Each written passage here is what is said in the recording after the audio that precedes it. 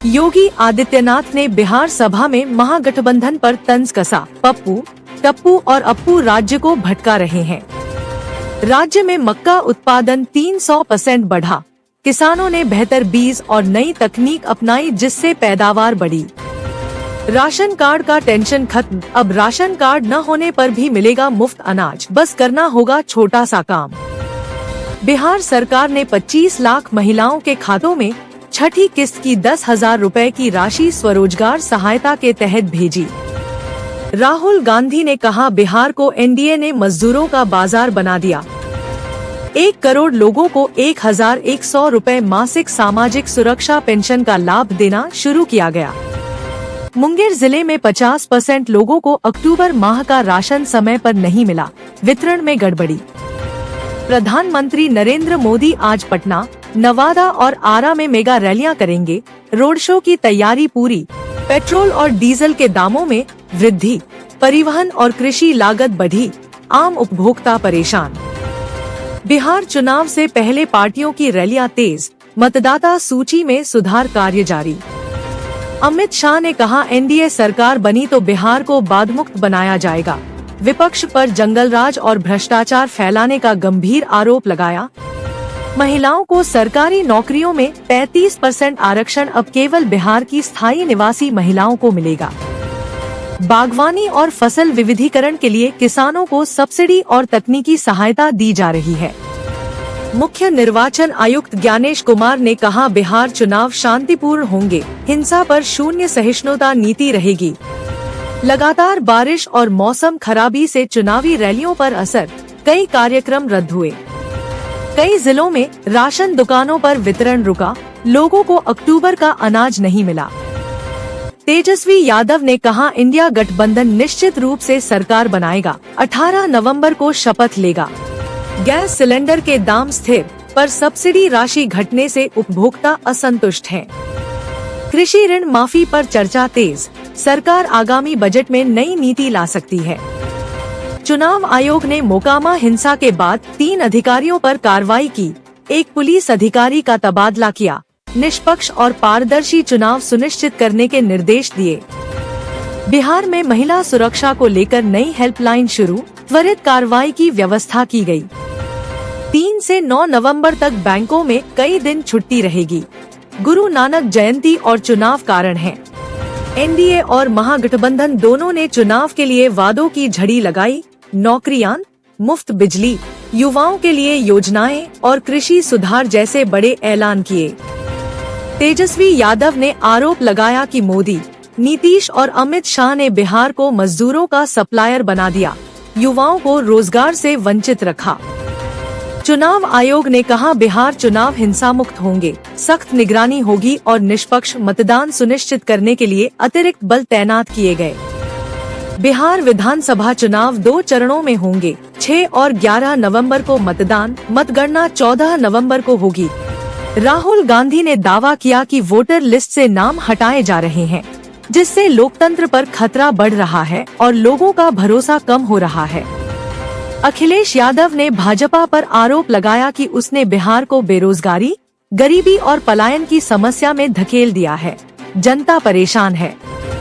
तेजस्वी यादव ने कहा, अगर सत्ता में आए तो अपराधियों को जेल भेजेंगे, कानून व्यवस्था मजबूत करेंगे और बिहार में शांति स्थापित करेंगे। अमित शाह ने सीतामढ़ी से अयोध्या वंदे भारत ट्रेन की घोषणा की और विपक्ष पर छठ पूजा का अपमान करने का गंभीर आरोप लगाया। बिहार बोर्ड ने 10वीं-12वीं सेंटअप परीक्षा की तारीख जारी की, परीक्षा 19 नवंबर से शुरू होंगी। आज बिहार में मोदी, अमित शाह और खड़गे की रैलियां हुई, भारी भीड़ उमड़ी, सभी दलों ने विकास और रोजगार के मुद्दे उठाए। योगी आदित्यनाथ ने विपक्षी नेताओं राहुल, तेजस्वी और अखिलेश पर अपराधियों को संरक्षण देने का आरोप लगाया, जनता से सतर्क रहने की अपील की। चुनाव प्रचार जोरों पर है, सभी पार्टियां जनता से संपर्क में हैं। जनसभाओं में भीड़ बढ़ी है और माहौल पूरी तरह चुनावी बन गया है। आयोग ने संवेदनशील इलाकों में अधिकारियों का तबादला किया, मतदाता सूची की जांच तेज की गई ताकि निष्पक्ष चुनाव हो। बिहार चुनाव को राष्ट्रीय राजनीति के लिए अहम माना जा रहा है। क्योंकि इसके नतीजे केंद्र की सियासत पर भी असर डाल सकते हैं। विपक्षी दल विकास, बेरोजगारी और पलायन को चुनावी मुद्दा बना रहे हैं। भाजपा पर वादे न निभाने और असमानता बढ़ाने का आरोप लगा रहे हैं। पीएम मोदी ने कहा, बिहार को घुसपैठियों से बचाने की जरूरत है। उनकी सरकार राज्य की सुरक्षा और विकास के लिए कदम उठा रही है। बीएसएससी ने स्टेनोग्राफर भर्ती के लिए आज फीस जमा करने की आखिरी तारीख दी। फॉर्म 5 नवंबर तक ऑनलाइन भरे जा सकते हैं। पहले चरण के मतदान को ध्यान में रखते हुए राज्य के 17 जिलों में 6 नवंबर को स्कूल और कॉलेज बंद रहेंगे। चुनाव से पहले सुरक्षा कड़ी, भारत नेपाल सीमा को 3 से 7 नवंबर तक सील किया गया ताकि गड़बड़ी रोक जा सके। केंद्र सरकार ने पीएम किसान योजना के तहत किसानों की सहायता 9,000 रुपए वार्षिक की। किसानों ने खुशी जताई, विपक्ष ने इसे चुनावी लाभ बताया। मछली पकड़ने और जलेबी छानने में माहिर, रसोइया बने नेता नहीं, तेज प्रताप की राहुल गांधी को सलाह। राजद नेता तेज प्रताप यादव ने राहुल गांधी को राजनीति छोड़ने की सलाह देते हुए कहा कि उन्हें मछली पकड़ने और जलेबी छानने जैसे कामों में ध्यान देना चाहिए, जिनमें वे बेहतर हैं। कांग्रेस ने रोका बिहार का विकास, पीएम मोदी बोले, ठेकेदार और इंजीनियर को उठा लिया जाता था। प्रधानमंत्री मोदी ने आरजेडी और कांग्रेस पर बिहार के विकास को रोकने का आरोप लगाया। उन्होंने कहा कि पिछली सरकारों में भ्रष्टाचार चरम पर था, जिससे विकास कार्य बाधित हुए।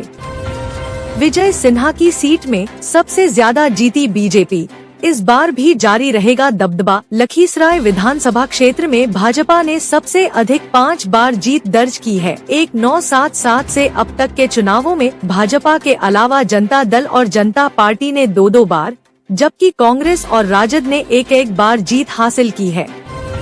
बारिश बनी अन्नदाता की आफत, सैकड़ों एकड़ धान की फसल बर्बाद। पटना के मनेर में मोन्था चक्रवात के कारण लगातार बारिश से जनजीवन प्रभावित हुआ है। खेतों में तैयार धान की फसल गिर गई है, जिससे किसानों को भारी नुकसान हुआ है। सीतामढ़ी से अयोध्या तक चलेगी वंदे भारत, अमित शाह बोले, राहुल ने छठी मैया का अपमान किया।